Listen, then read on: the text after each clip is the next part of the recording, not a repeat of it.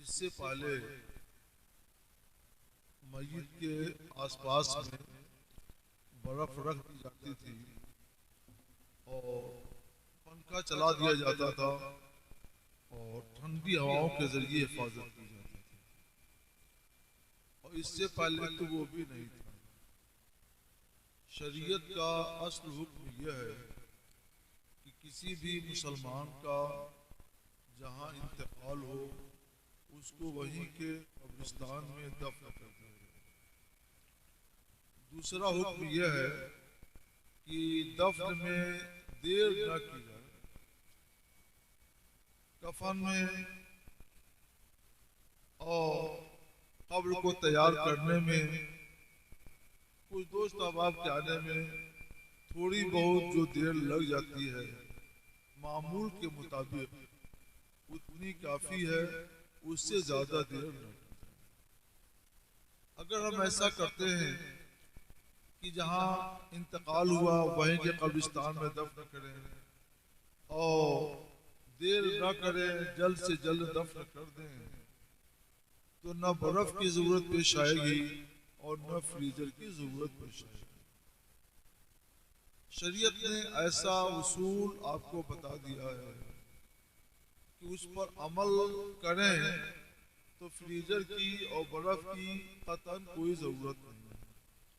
इसलिए खास फ्रीजर के ताल्लुक से और बर्फ के ताल्लुक से किताब व सुन्नत में कोई हिदायत नहीं है, मगर कुरान क़यामत तक के लिए रहनुमाई करता है और उसका शरह बयान हुजूर सल्लल्लाहु अलैहि वसल्लम ने किया है।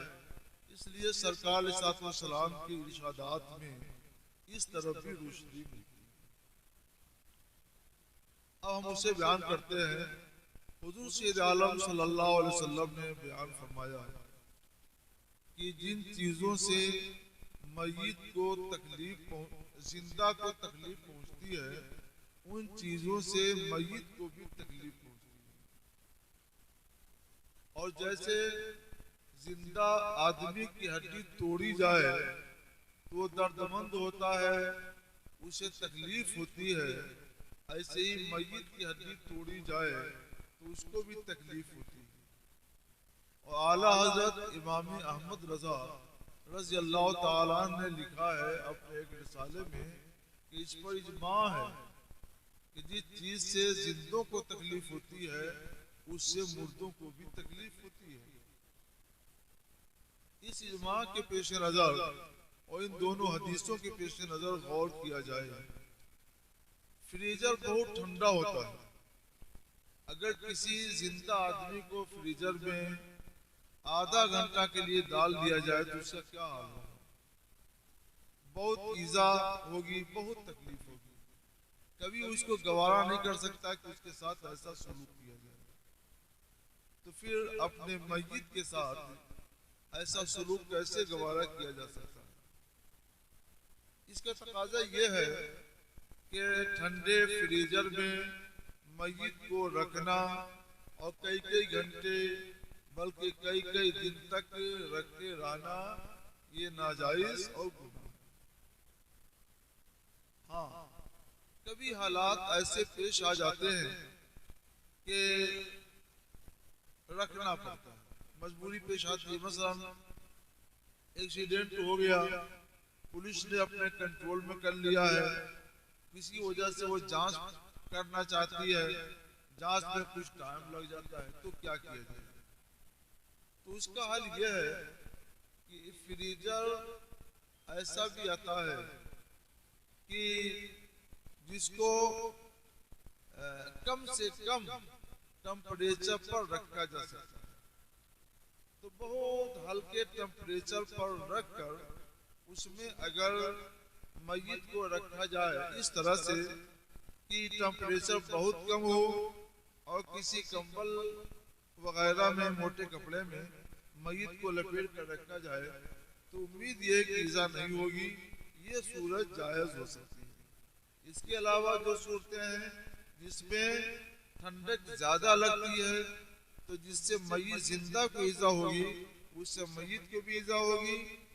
जिंदा को ईजा देना नाजायज, तो मय्यत को भी ईजा देना। हुजूर दूसरा सवाल है, हालत नमाज में मोबाइल की घंटी बजे तो क्या करें? हालत नमाज में मोबाइल की घंटी बजे तो क्या करें? काम वो कीजिए कि हालत नमाज में मस्जिद में आपके मोबाइल की घंटी ही न बजे। उसका हल यह है कि मोबाइल घर पे रखे जाए, या सफर में है तो मोबाइल को फ्लाइट मोड पे रख दीजिए, ताकि घंटी बजने का सवाल ही न पैदा हो। लेकिन अगर कभी भूल चूक हो गई तो उसका हल यह है कि अगर एक मर्तबा हाथ लगाकर उसका कोई बटन दबा सकते हैं जिससे आवाज बंद हो जाए, तो आपको इसकी इजाजत है। बात साहब किराम से मनकूल है, और यह हदीस बुखारी शरीफ में भी है और सही मुस्लिम शरीफ में भी है कि सजदा करते वक्त संगरेजों को उन्होंने बराबर करने की कोशिश की, ताकि वो संगरेजे छोटे छोटे पत्थर पेशानी में न धंसे और उनकी गर्मी से ईजा न हो। तो हुजूर सैयद आलम सल्लल्लाहु तआला अलैहि वसल्लम ने फरमाया, इन कुंता ला बुद्दा फ़ाइलन फ़वाहिदा, अगर तुम्हें ये करना जरूरी हो तो एक मर्तबा। इससे हमें ये हिदायत मिली कि अगर मोबाइल भूल चूक से खुला रह गया और घंटी बज गई तो एक मर्तबा में आप बंद कर सकते हो, तो उसका बटन दबाकर बंद कर दीजिए। फिर अगर दोबारा बजता है तो दूसरे रुकन में कर सकते हैं। मसलन क़याम में घंटी बजी थी, आपने बंद कर दिया, रुकू में गए फिर घंटी बजी, फिर एक मर्तबा बंद कर सकते हैं, सजदे में गए फिर घंटी बजी, फिर आप एक मर्तबा बंद कर सकते हैं। तो अगर फोन करने वाला जिद्दी भी होगा तो एक से दो से तीन मर्तबा के बाद वो खुद ही नाराज होकर खामोश हो जाएगा और तीसरी मर्तबा फोन नहीं करेगा। एक रुकन में एक से ज्यादा मर्तबा बटन मत दबाइए। दूसरे रुकन में एक मर्तबा दबा लीजिए, तीसरे रुकन में एक दफा दबा लीजिए, और कोशिश कीजिए कि आइंदा ये भूल चूक न हो। हुजूर तीसरा सवाल ये है, कितने साल के बच्चे के सफ में दाखिल होने से क़त्ए सफ नहीं होगा? कितने साल के बच्चे के सफ में दाखिल होने से क़त्ए सफ नहीं होगा?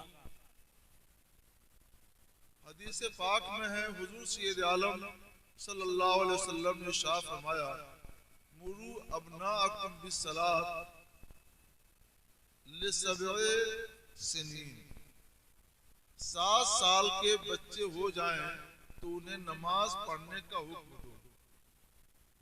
ये मुस्नद इमाम अहमद बिन हम्बल की हदीस है। इस हदीस से ये मालूम हुआ कि बच्चा समझदार है तो सास और उसकी अच्छी तरबियत और परवरिश उसके माँ बाप ने की है, तो 7 साल की उम्र होने तक वो नमाज और मस्जिद और इनके एहतराम को समझ लेगा। नमाज क्या चीज है, इसका एहतराम कैसे करना चाहिए, मस्जिद कैसी क्या है, उसका एहतराम कैसे करना चाहिए, जमात में खड़े हों तो हमें किस तौर पे खड़ा होना चाहिए। तब बच्चे को ये सारे आदाब सिखा दिए जाएं, बता दिए जाएं, बच्चा समझदार हो, समझ जाए, तो 7 साल की उम्र का बच्चा जमात में शरीक हो सकता है।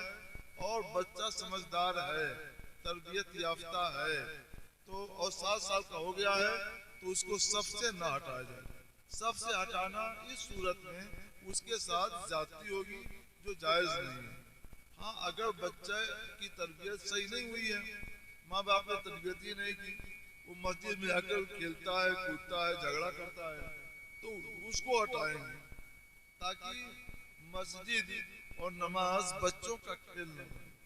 एहतराम करता है, जानता है, तरबियत अच्छी हुई है, तो उसको सब में रहने दीजिए, उसको सबसे हटाना ना जाए। खेल कूद करता है, लड़ता झगड़ता है तो हटा दीजिए, ताकि मस्जिद को बच्चों का खेल न बनाया जाए और नमाज को भी मस्जिद के बच्चों का खेल न बनाया जाए।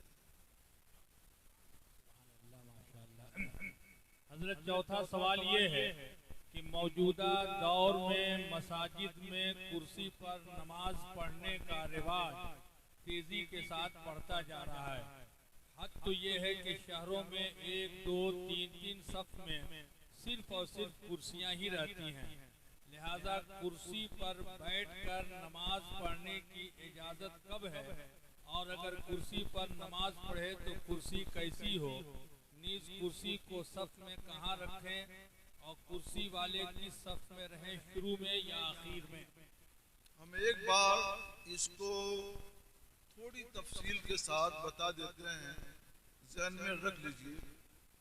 अगर आदमी खड़ा होकर नमाज पढ़ सकता है, रुकू और सजदा कर सकता है, तो खड़े होकर नमाज पढ़े और खड़े होकर ही रुकू और सजदा में जाए।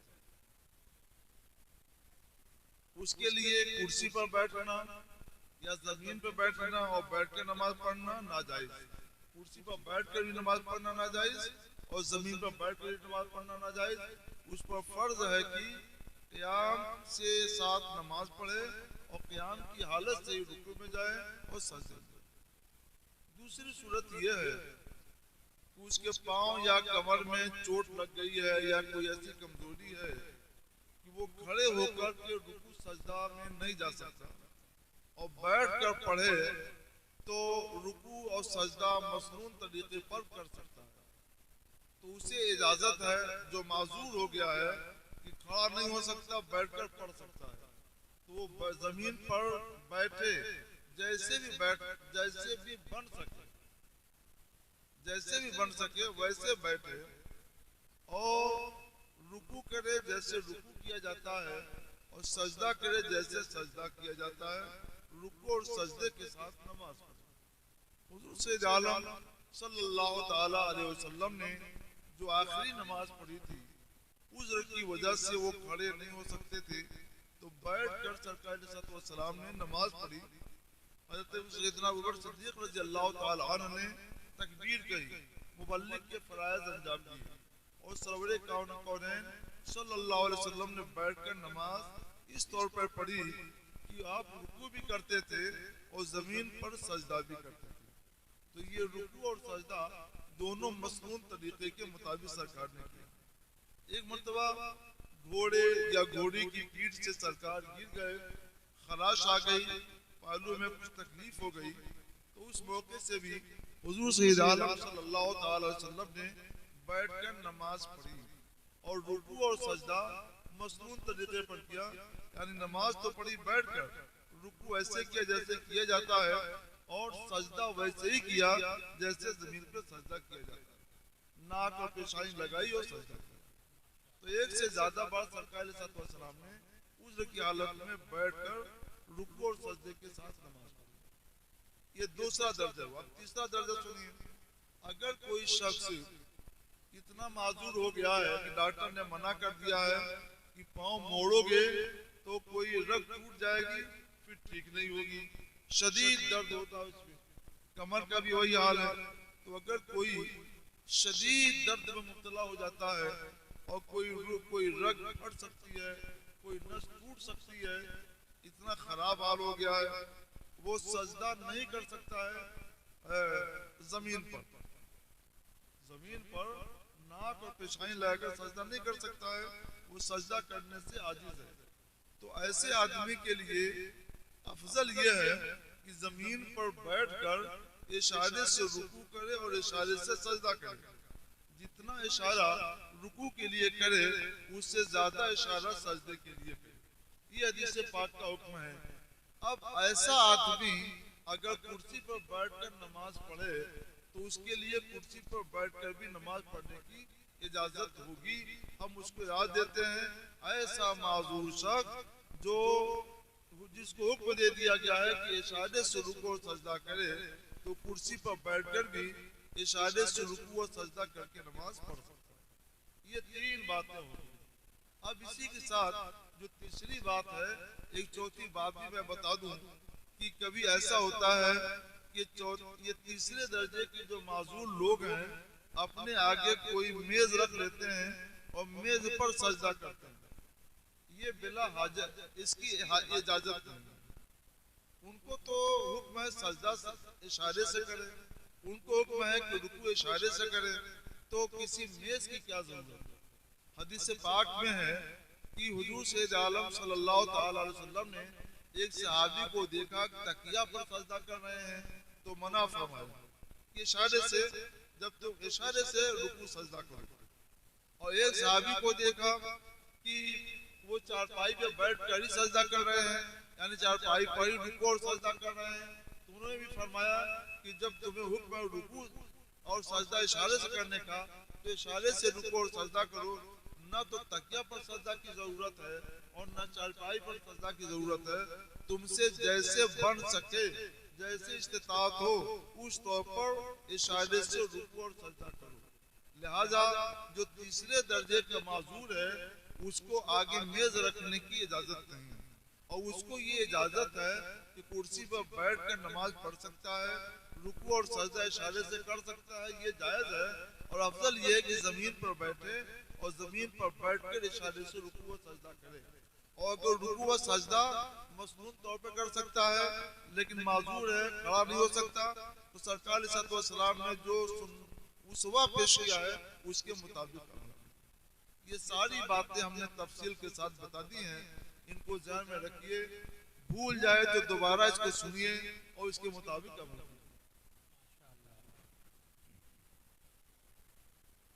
हुजूर पांचवा सवाल ये है,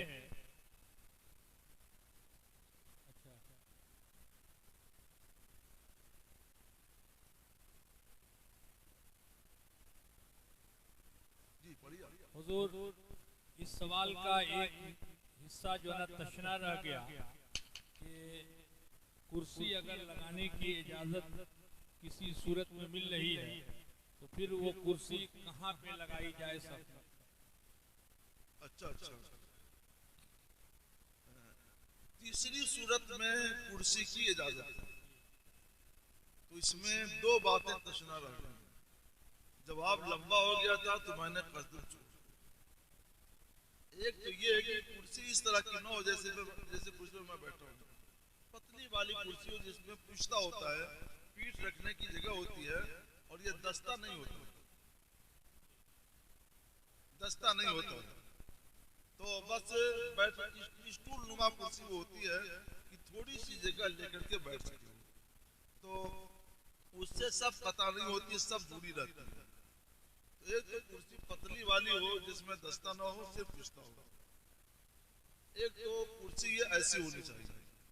कुर्सी कहाँ लगाई जाए, तो अगर कई लोग हों तो किनारे से कुर्सी लगाते हुए आए, जहाँ तक कुर्सी पहुँच जाए वहां तक रखें, और बाकी लोग उसके बाद सफ लगा लें।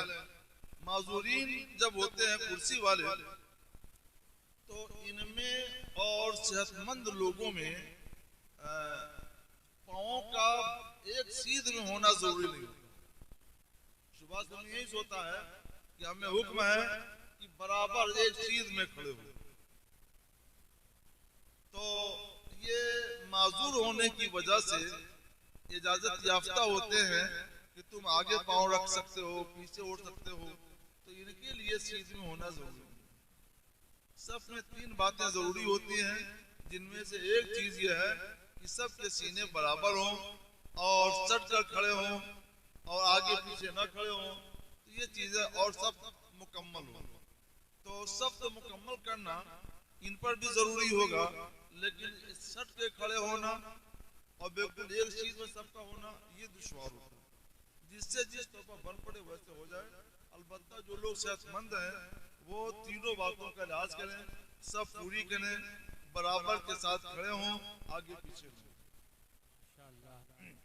हुजूर पांचवा सवाल ये है कि IVF के जरिया बच्चा पैदा करवाना कैसा है। सरोगेसी एक तौलीदी तरीक़ेकार है जिसमें एक खातून बच्चे को अपनी कोख में हमल करके मतलूबा वालिदैन के लिए जन्म देती है। अज़रुए शरा उसका क्या हुक्म है। ये अंग्रेजी में दो नाम आपने सुने, इसको आम बोलचाल में टेस्ट ट्यूब बेबी बोलते हैं। टेस्ट ट्यूब बेबी का मतलब क्या होता है कि जिन लोगों के घर बच्चे किसी वजह से ठहर नहीं पाते हैं तो शौहर का नुत्फा ले लेते हैं और औरत का माद्दा मनविया जो बैज़े तौलीद है वो ले लेते हैं। एक खास डोज के ट्यूब में दोनों को रख करके बाहर परवरिश करते हैं और जब इस्तिक़रार बाहर हो जाता है तो औरत के नाभ के नीचे सुराख करके इंजेक्शन के जरिए उसको उसके राह में मुंतकिल कर दिया जाता है। बच्चा चूंकि यहाँ पर करार पा चुका है इसलिए पेट में उसकी परवरिश सही हो जाती है और 9-10 महीने के बाद बच्चा सही सालिम नॉर्मल पैदा हो जाता है। इसको कहते हैं test tube baby. Test tube baby की 6 शक्लें हैं जिनमें से एक शक्ल यहाँ पर बयान की गई है और बाकी 4 शक्लों को छोड़ दिया, 5 शक्लों को छोड़ दिया। तो हम इख्तिसार के साथ उन सारी सूरतों को बयान कर देते हैं। अगर नुत्फा शौहर का और बैज़े तौलीद बीवी का है, दोनों को एक ट्यूब में रखकर हमल ठहराया गया और बीवी के ही पेट में उसको मुंतकिल किया गया तो ये सूरत अगर औरत अपने हाथ से इख्तियार कर ले, अपने हाथ से कर ले तो जायज, शौहर डॉक्टर हो वो कर ले तो जायज। और अगर अजनबी डॉक्टर के जरिए कोई अजनबी औरत ये काम कराए तो अजनबी औरत का अपनी शर्मगाह का हिस्सा खोलने का और छूने का मौका देना ये फेल नाजायज है। मगर चूंकि माद्दे तौलीद शौहर और बीवी का ही है, किसी और का नहीं है, इसलिए बच्चा सही है, साबितुन नसब है और बच्चा अपना है, दूसरे का। अगर ऐसा हो गया हो तो बच्चा अपना होगा, साबितुन नसब होगा और इन पर लाजिम होगा कि तौबा। ये मसला कोई मेरी तहकीक नहीं है। 10वीं सदी हिजरी में एक किताब लिखी गई अद-दुर्रुल मुख्तार, उसमें ये मसला लिखा हुआ 10, 11, 12, 13, 14 500 साल पहले ये मसला अल्लामा अलाउद्दीन हस्कफी रहमतुल्लाह अलैह ने दुर्रुल मुख्तार में लिखा। उन्वान दूसरा है, शक्ल अलग है, लेकिन इसका हुक्म उस मसले से हमको मिलता है। हमने अपने बाज़ फतावा में वो जुज़ियात वगैरह पेश किया। ये तो पहली सूरत हुक्म है जो जायज है। बाकी जो 5 सूरतें हैं उन 5 सूरतों में नुत्फा किसी का होता है, बैज़े तौलीद किसी और औरत का होता है और किसी और औरत के पेट में उसको मुंतकिल किया जाता है। वो औरत किराया ले लेती है और हमल को ठहरा लेती है, हमल की परवरिश होती है। जब बच्चा पैदा हो गया उसने अपना किराया ले लिया और बच्चा उनको हवाले कर दिया।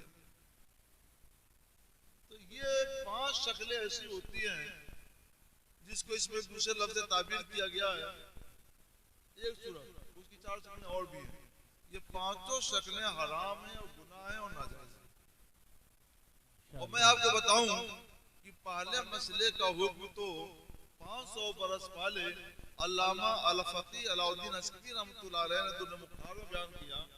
और जो बाकी 5 चीजें हैं, 5 शक्लें हैं, इनका हुक्म अहमद मुख्तार जनाब अहमद मुस्तफा मोहम्मद मुस्तफा सल्लल्लाहु अलैहि वसल्लम ने 1500 साल पहले मुस्नद अहमद बिन हंबल और दूसरी कुतुब हदीस में ये हदीस मौजूद है। हुजूर सैयद आलम सल्लल्लाहु तआला अलैहि वसल्लम ने इरशाद फरमाया, मन कान युमिनु बिल्लाहि वल यौमिल आखिर ला यस्तियन्ना माहु ज़रा गैरी। जो ईमान रखता है अल्लाह पर और यौम आखिरत यानी क़यामत के दिन पर, तो उसका पानी दूसरे की खेती को न सींचे। तो हम लोग थोड़ा सा इसमें मुतरद्दिद रहते थे कि एक मर्द का पानी दूसरी औरत की खेती कैसे सींचेगा। लेकिन जब बेबी का मसला सामने आ गया तो दिमाग खुल गया। यहाँ जमा का मसला नहीं है, यहाँ वती का मसला नहीं है, हम जो है किसी और के नुत्फे से। अब अगर कोई आदमी उससे निकाह करके उसके साथ हम बिस्तरी करे या किसी को नुत्फा उसके साथ जाए, तो इस नुत्फे के जरिए उसकी सिंचाई होती है उस खेती की। तो सरकार सलाम ने उस नई सूरत को बयान कर दिया कि जमा नहीं होगा, वती नहीं होगी, मगर मर्द के पानी से दूसरे औरत के पेट में पाए जाने वाली खेती की सिंचाई होगी।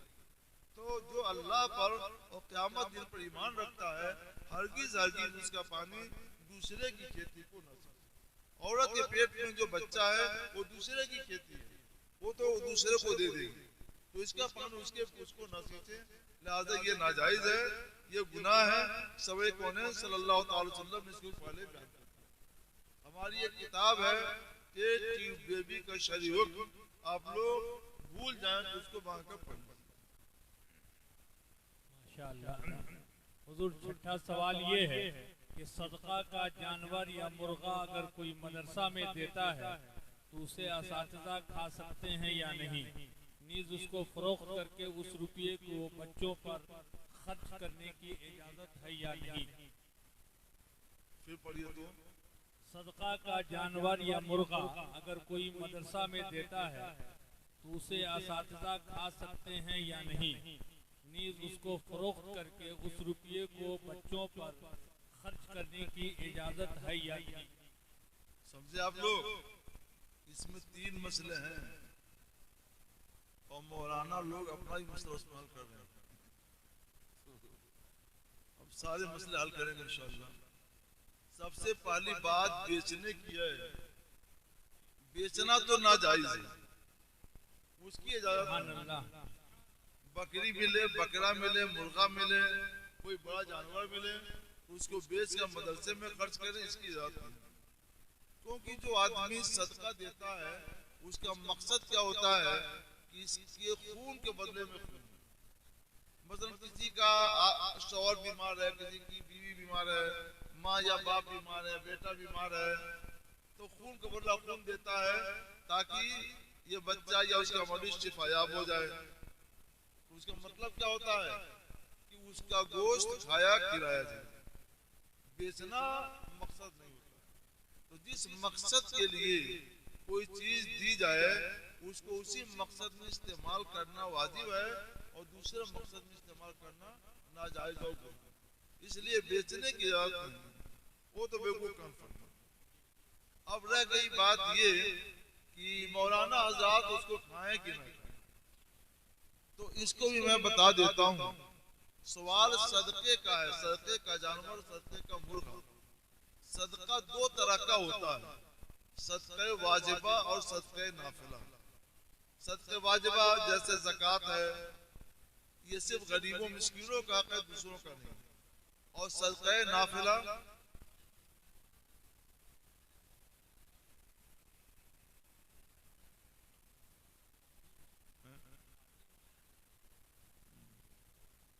ऐसे खस्सी या मुर्ग का गोश्त गरीब तलबा को ही खा सकते हैं और उन्हीं को इसका मालिक बनाना जरूरी है।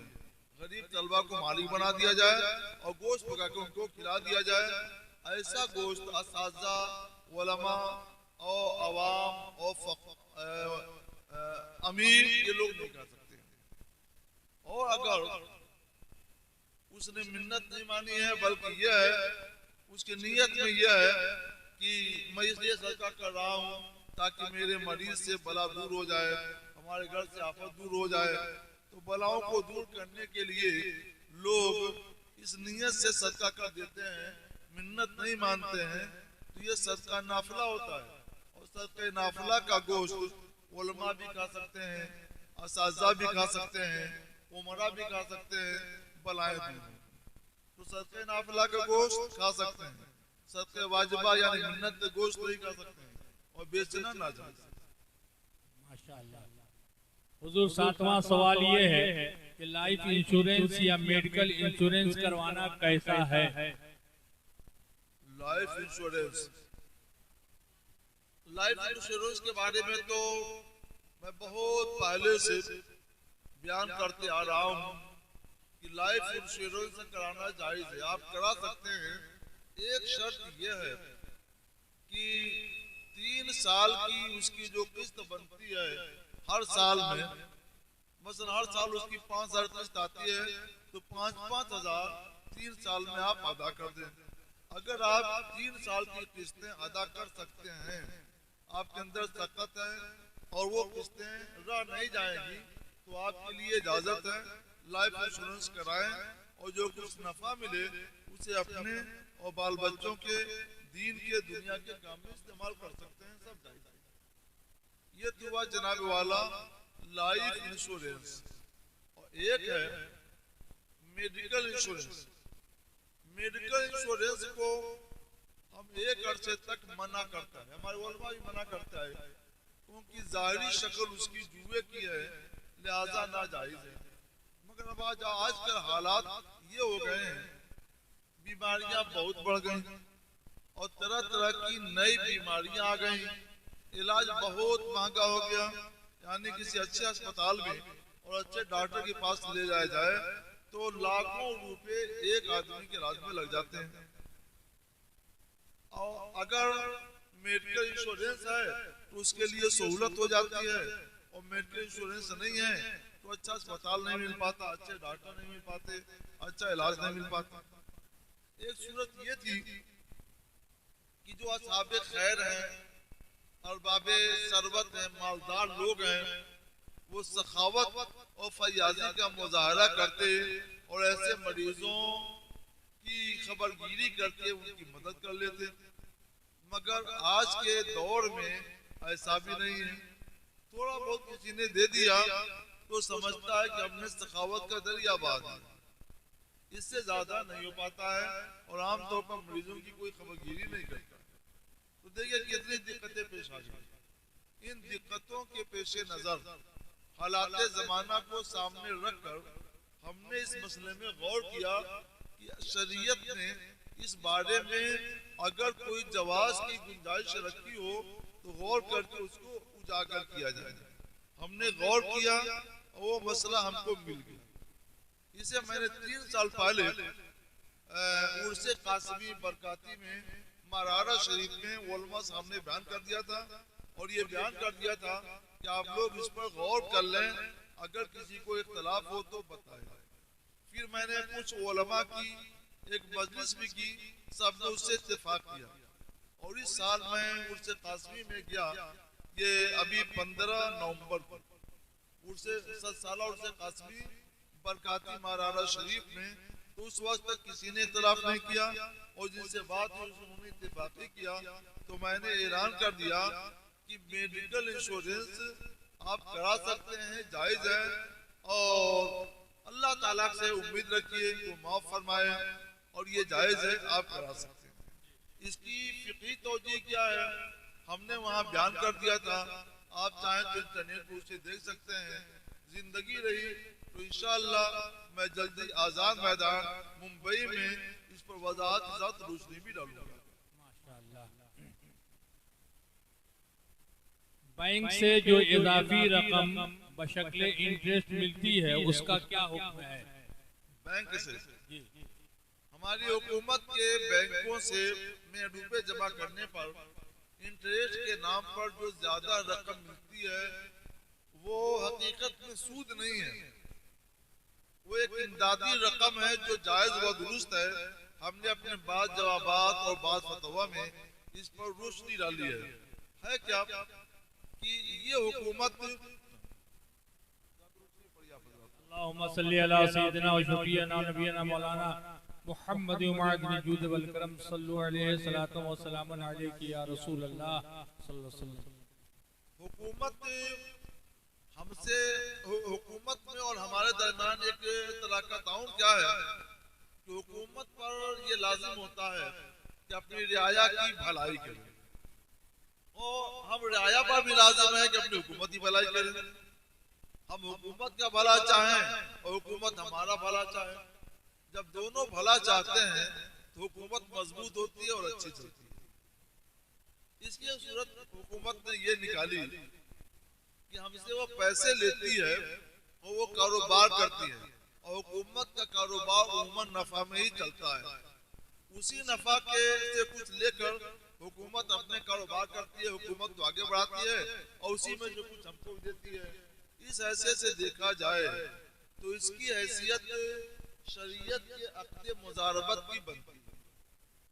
हम इसकी अब इजाजत देते हैं, ये जायज व दुरुस्त है, और बैंकों में रुपए जमा करने पर आपको जो ज्यादा रकम मिले, किसी भी नाम से मिले, आप उसे लीजिए और अपने दीनी दुनियावी कामों में खर्च कीजिए। बेहतर यह है कि उसे फकीरों मोहताजों पर खर्च कीजिए, ये बेहतर है, लेकिन अपने इस्तेमाल में भी उसको आप ला सकते हैं। हज़रत नौवां सवाल ये है कि ज़रे पेशगी पर खेत या बटाई पर खेत देना या लेना कैसा है? क्या प्रॉब्लम है? ज़रपेशगी यानी यहाँ इस इलाके में आमतौर पर होता है कि किसी को कुछ रकम की हाजत और ज़रूरत है, तो वो ये कहते हैं कि भाई मेरे पास ये खेत है, आप इसको ले लीजिए और मुझको इतनी रकम दे दीजिए, मैं जब आपके रकम की वापसी करूँगा तो फिर उसके बाद अपना खेत आपसे ले लूँगा। और इतने दिनों में जब तक कर्ज की वापसी नहीं होती है, वो जिसने कर्ज दिया है, कर्ज देने वाला आदमी उसकी जुताई बुआई करता है, उसकी फसल और जिन्स को खाता भी है। ऐसा अज़रुए शरा करना कैसा है? अब बात साफ हुई, वो ज़रे पेशगी नहीं है, ये ज़रे कर्ज है। यानी खेत वाला किसी माल वाले से मसलन 20,000 रुपए कर्ज लेता है ताकि अपना खर्च चलाए, शादी ब्याह वगैरह, बच्चों का जो भी जरूरत पूरी करे।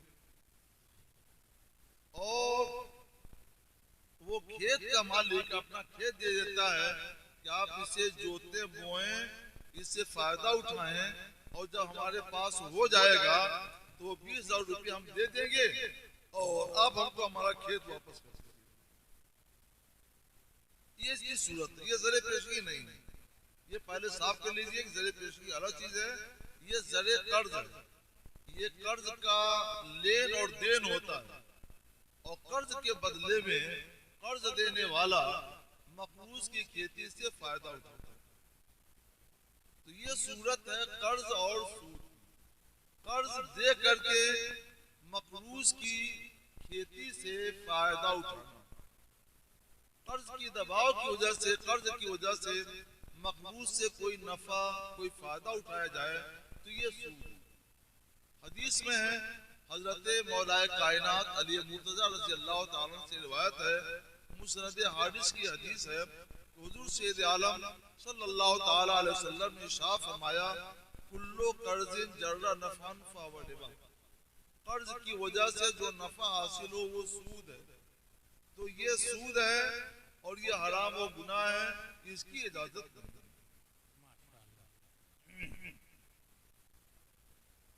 रस्म हल्दी, जिसमें बाज़ाब्ता तौर पर लड़के लड़की को पहले कपड़े पहनाते हैं और पूरे परिवार के लोग पीले कपड़े पहनते हैं, और लड़के को औरतें हल्दी भी लगाती हैं, इसका शरई हुक्म क्या है? लड़के को हल्दी लगाना, औरतें हल्दी लगाती हैं। कौन औरतें होती हैं? भाभियां होती हैं या कोई अजनबी औरत होती है, और बदन के बहुत सी ऐसी जगहों को छूती हैं जो छूना दुरुस्त नहीं होता है। तो ये तो नाजायज हुआ है। अगर शादी में हल्दी लगाना किसी वजह से आप लोग जरूरी समझते हैं, तो थोड़ी सी हल्दी पीस कर लड़के को दे दीजिए, वो अपने हाथ से अपने बदन में लगाए, वरना इसकी भी जरूरत नहीं है। और जो औरतें हैं, औरतें हरगिज़ उसकी रान है, कमर है, और जो पर्दे की जगह है उनको हरगिज़ न छुएं, ये नाजायज हुआ। हल्दी की रस्म का मतलब क्या होता है कि पूरा घर, पूरा घराना और रिश्तेदारी के सारे लोग एक पीले लिबास में हो जाते हैं। शरीयत ने इसको लाजिम तो नहीं किया है। जिस चीज को शरीयत ने लाजिम नहीं किया उसको आप इस तौर पे अपनाते हैं जैसे आप उसको लाजिम समझ रहे हो, और ना करें तो दूसरे लोग पूछेंगे कि ऐसा क्यों नहीं कर रहे हो। सुनिए, कुरान पाक फरमाता है वमा जअला अलैकुम फिद्दीन मिन हरज, अल्लाह ने तुम पर दीन में कोई तंगी नहीं रखी। आप दीन में तंगी पैदा कर रहे हैं, हम इस तंगी पैदा करने की इजाजत नहीं देते हैं। हमारे बुजुर्ग, हमारे बड़े लोग, पहले के लोग जिस तौर पर सादा जिंदगी गुजारते थे उसी तौर पर सादा जिंदगी गुजारिए। हल्दी की रस्म को बंद कीजिए और हल्दी लगाने का जो तरीका है ये नाजायज है, इसको भी बंद कीजिए। सादा तौर पर जिंदगी गुजारिए। निकाह को आसान कीजिए। निकाह जितना आसान होगा बदकारी पर उतनी ज्यादा कंट्रोल होगा, और निकाह जितना मुश्किल होगा बदकारी उतनी ज्यादा आम। माशाअल्लाह। हुजूर, एक सवाल है कि काला खिजाब लगाना कैसा है? नीज काला खिजाब लगाकर नमाज पढ़ना कैसा है? काला खिजाब लगाना नाजायज। हुजूर सैयद आलम सल्लल्लाहु ताला अलैहि वसल्लम ने उस सहाबा को देखा तो उनको मना फरमाया, और इसके लिए बहुत कुछ वईद इरशाद फरमाई। इस मौजू पर आशिक़ रसूल आला हज़रत इमाम अहमद रज़ा अलैहि रहमतुल्लाह रिज़वान ने फतवा व रज़विया में बाकायदा एक रिसाला ही लिखा है, और जिसमें रसूलुल्लाह की बहुत सी हदीसों को जमा किया है। उन हदीसों का हासिल यही है कि सफेद बालों को काला करना, काला खिजाब लगाना नाजायज व गुनाह है, इससे बचना जरूरी है। अगर कोई इमाम 3 बार ऐसा कर लेता है तो वो फासिक़ मोलिन होगा, उसको इमाम बनाना गुनाह होगा। आमतौर पे इमामों को भी ये मसला, गांव के जो इमाम होते हैं मसला नहीं मालूम होता है, तो मसला बता दिया गया, ऐलान कर दिया गया। अवाम भी बचें, इमाम भी बचें, उलमा भी बचें। अपनी दाढ़ी में काला खिजाब, काला कलर भी ना लगे। दाढ़ी को काला करना नाजायज है, चाहे काले खिजाब से हो या किसी और बला से, ये नाजायज है।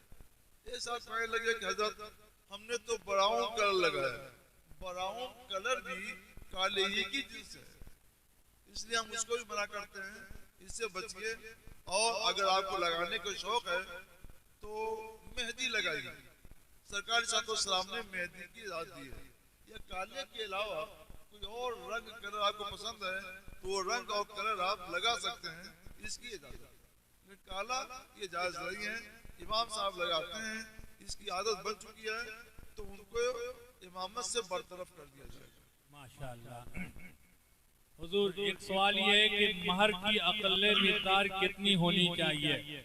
आजकल आमतौर पे सिर्फ और सिर्फ महर के सिलसिले में 786 जैसा कि मशहूर है कि बिस्मिल्लाहिर्रहमानिर्रहीम का अदद जो है ना 786 है, तो ये मुतबर्रक चीज है, मुतबर्रक अदद है, लिहाजा 786 ही रखा जाए।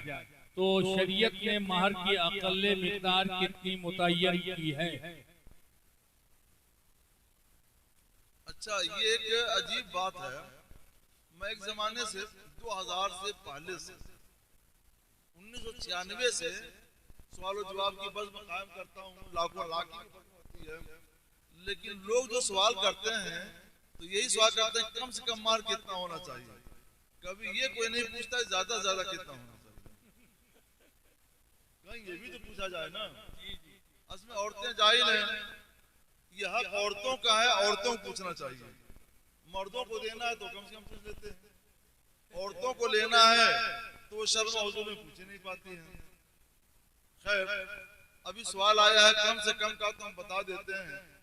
हदीस पाक में है, हुजूर सैयद आलम सल्लल्लाहु अलैहि वसल्लम ने शाह फरमाया ला महरा अक़ल्ला मिन 10 दिरहम से कम मर नहीं हो सकता। 10 दिरहम चांदी का कितना होता है? 32 ग्राम 659 मिलीग्राम, यानी लगभग 33 ग्राम चांदी।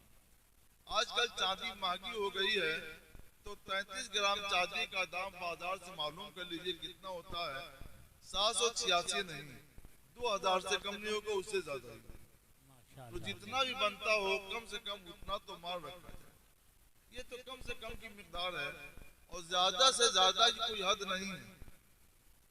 एक मर्तबा ऐसा आधे रसालत में जो मार मुकर्रर होता था वो 400 दिरहम मार मुकर्रर होता था। 400 दिरहम, 400 दिरहम मतलब क्या हुआ?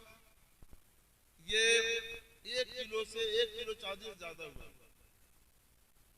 एक 653 ग्राम है, 184 मिलीग्राम 200 दिरहम का होता है। तो इसको गुना कीजिए, 653 ग्राम का 1200, 1300 ग्राम से ज्यादा हुआ। 1 किलो 300 ग्राम से ज्यादा हुआ। इतना माल आदि रिसालत में आमतौर पर साहब किराम में अपनी बीवियों के लिए मुकर्रर करते थे। जब बहुत ही गुर्बत का जमाना था। और हमारे फातिमी कितना था साहब, हज़रत सैयदा फातिमा ज़हरा रज़ियल्लाहु तआला के जो माल मुकर्रर हुआ था वो 1 किलो 866 ग्राम 140 मिलीग्राम था। यानी कुछ कम 2 किलो चांदी ये मुकर्रर हुआ था, माल मुकर्रर हुआ था। जब कहते हैं अली मुर्तज़ा रज़ियल्लाहु तआला शान तो उनकी बहुत अजीम, शान तो उनकी बहुत जलील, बहुत अजीम, बहुत जलील, लेकिन माली हैसियत से कमजोर थे। मगर उनके लिए जो माल मुकर्रर हुआ वो हज़रत सैयदा फातिमा ज़हरा रज़ियल्लाहु तआला अन्हा का वो कुछ कम 2 किलो चांदी माशाअल्लाह। तो हम मानने वाले हैं हज़रत खातून जन्नत सैयदा फातिमा ज़हरा के, हम मानने वाले हैं मौला कायनात अली मुर्तज़ा रज़ियल्लाहु तआला अन्हु के, तो हमारे फातिमी क्यों नहीं रखते? आप लोग कोशिश कीजिए कि अपने इलाके में मारे फातिमी का रिवाज कीजिए, मारे फातिमी मुकर्रर कीजिए। इसकी वजह से तलाक के वाक़यात भी कम से कम हो जाएंगे और जो मार मुकर्रर कीजिए उसको अदा भी कीजिए। लोग देते नहीं हैं।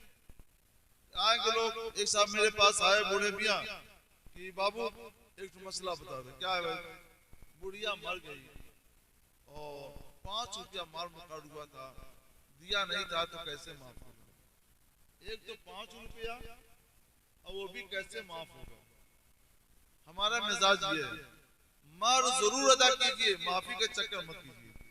और रिजालो क़व्वामून अलन निसा, मर्द औरतों के हाकिम हैं। ये कैसी हाकिमियत है कि थोड़े थोड़े मार के लिए आप औरतों के सामने हाथ फैलाते हैं, माफ कर दो।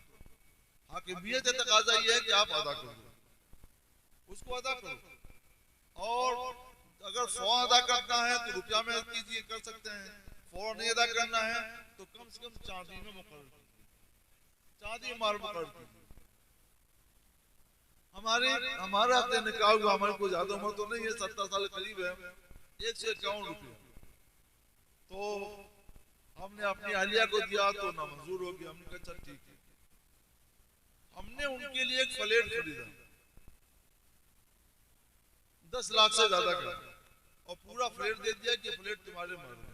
तो कबूल कर लिया और उसका किराया उनको मिलता है, माशाल्लाह दुआ भी देती है। तो आप लोग मेरी पैरवी कर सकते हैं, गरीब आदमी हूँ लेकिन मारे मैंने 10 लाख का फ्लैट दिया। हजरत एक सवाल और रह गया है कि निकाह का जो वकील होता है वो अगर काजी भी है, उसने लड़की से इजाजत ली, लेकिन महफिल निकाह में काजी से बड़े आलिम या काजी के उस्ताद हैं, उन्होंने महफिल निकाह में उनको निकाह पढ़ाने की इजाजत दे दी, तो क्या ये अमल दुरुस्त है? अगर ऐसा मामला हो कि जिसको इजाजत लेनी है लड़की से, वो समझता है कि हमारे उस्ताद या हमारे पीर या हमारे कोई सैयद साहब आए हैं, हमने कहा उनसे पढ़वाएंगे, तो वो इजाजत अपने लिए न ले, बल्कि वो कहे कि हमारे उस्ताद या फलां बुजुर्ग या फलां सैयद साहब आए हुए हैं, उनका नाम लेकर कहे, उनके लिए इजाजत दो कि वो तुम्हारा अपने निकाह, वो उनके लिए इजाजत दे दे तो निकाह पढ़ा देंगे। दूसरी सूरत यह है कि ये कह दे कि मैं आपको वकील बनाता हूँ, आप खुद से या दूसरे से जैसे चाहें इतने रुपए मार के बदले में मेरा निकाह पढ़ दें या पढ़वा दें, तो उस सूरत में भी ये दिए। और अगर मामूल के मुताबिक इजाजत ली गई कि लड़की ने इजाजत दिया उनको निकाह पढ़ाने की और इन्होंने कहा कि आप पढ़ा दीजिए, तो ये तरीका गलत है और ये निकाह फजूली होगा। बाद में लड़की को खबर मिली और वो राजी हो गई तो जायज है, और वो कह दे कि मैं राजी नहीं हूँ तो निकाह नहीं होगा। हजरत एक आखिरी सवाल रह गया है कि डिजिटल करेंसी या क्रिप्टो करेंसी लेना कैसा है? डिजिटल करेंसी या क्रिप्टो करेंसी लेना कैसा है? डिजिटल करेंसी, जिसको क्रिप्टो करेंसी भी कहते हैं, का नाम तो ये करेंसी है, हकीकत में वो माल नहीं है। आज रिसालत में और बाद में भी जिस चीज को माल कहा और समझा गया, या कुरान ने जिसको माल कहा, या हदीस पाक में जिसके लिए माल का लफ्ज बोला गया, ये वो चीज होती है जो मादी होती है, उसको अपने हाथ में ले सकते हैं और एक हाथ से दूसरे हाथ में दे सकते हैं। और जाहिर सी बात है क्रिप्टो करेंसी, डिजिटल करेंसी, न इसको आप हाथ में ले सकते हैं, न किसी को अपने हाथ से दूसरे हाथ में दे सकते हैं। वो माल नहीं है, लिहाजा उसकी खरीदो फरोख्त जायज नहीं है, उससे बचें। माशाअल्लाह, मुहक्किक़े मसाइल जदीदा हुजूर मुफ्ती मोहम्मद निजामुद्दीन साहब क़िबला ज़ीदा मजदहू से हमने और आपने बहुत मालूमाती मसले और फतवे सुने। हजरत का मैं बेपनाह मशकूर हूँ, और हजरत ने आपको जिन मसाइल के ऊपर तवज्जो दिलाई है, आपसे गुजारिश है कि आप उसके ऊपर खुसूसी तौर से अमल करें। अब